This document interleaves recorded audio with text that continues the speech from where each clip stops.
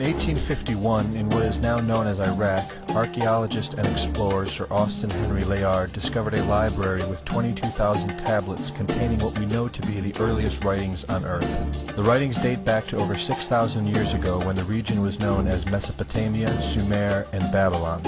Amongst these vast writings is a story which mirrors the book of Genesis in the Bible. It tells a story of a great flood which reshaped the face of the planet Earth and all of her inhabitants.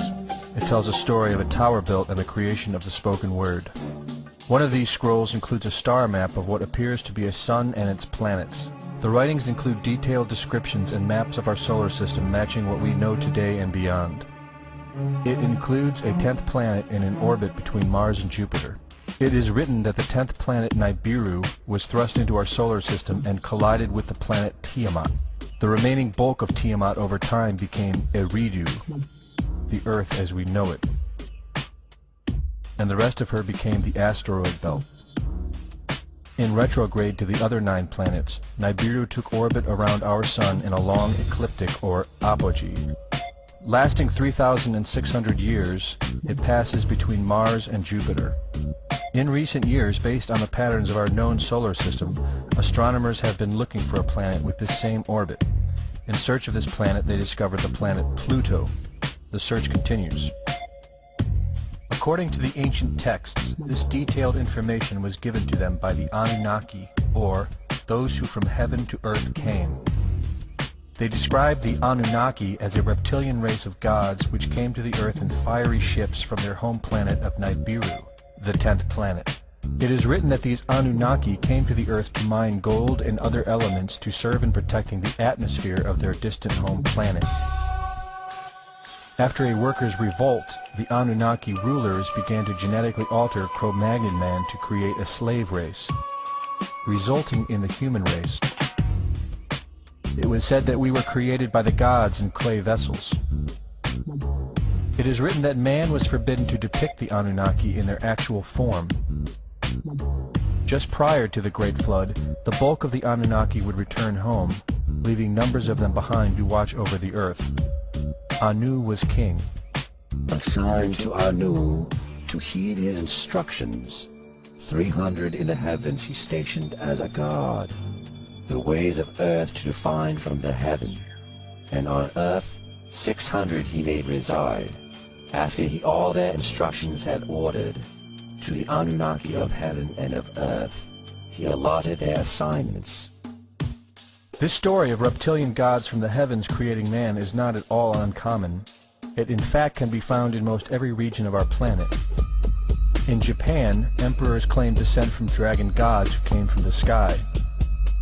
Australian Aborigines teach of a reptilian race which lives underneath the earth and governs over men. They believe they are descendants of a race of dragon human. China teaches the serpent queen Nukua interbred with man. India calls these reptilian gods Nagas and claim they seeded their royal families. Throughout the Middle East it is believed a serpent race created man. The book of Genesis tells of giants who came from the heavens to breed with the daughters of man. They are called the Nephilim. In Africa they call them Chitauri, children of the serpent. The royal kings of Africa claim descent from serpent gods who came from the sky. In South America, the Mayans teach that their ancestors were the people of the serpent. The Aztecs were said to be created by a serpent woman. In America, the Hopi Indians believe sky gods came to earth to breed with their women and refer to them as their snake brothers. The word Sioux means snakes, and Iroquois means serpents. It seems the only places you will not find this historical story is where the history has been methodically destroyed. The descendants of King Anu in Sumeria and Babylon can be traced throughout time. The pharaohs of Egypt were from the bloodlines of the Babylonian kings. The rulers of the Roman Empire can be traced to Egyptian hierarchy. All throughout Europe, the royal families can be traced back to the great Roman emperors. 34 of the presidents of the United States are directly descended from European royalty, with the remaining 8 who are only closely related to these same bloodlines. In 1934, President Franklin Roosevelt placed the Great Seal, originally created in 1782 by the Freemasons, on the dollar bill. Represented in the Great Seal is a pyramid and the all-seeing eye, known to be used by the elusive society, the Illuminati. Strung together in conspiratorial confusion are secret societies such as the Illuminati, the Freemasons, and the Bohemian Club. In 1917, National Geographic did a story on a place in Montreal, California called Bohemian Grove.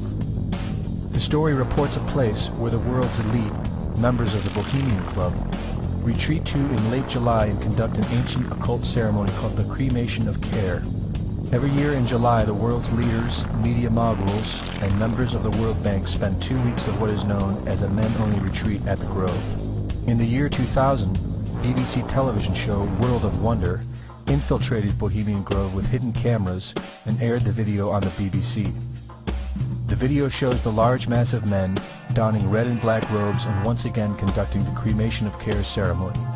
The altar is at the base of a 200-foot owl, the Babylonian symbol of the god Moloch, the god of human sacrifice. In the video, a body is delivered upriver to the altar where it is set on fire.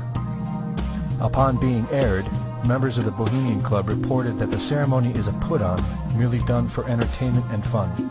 This history tells a story of our world leaders having a deep involvement in satanic tradition, worshipping our reptilian overlords, the serpent gods.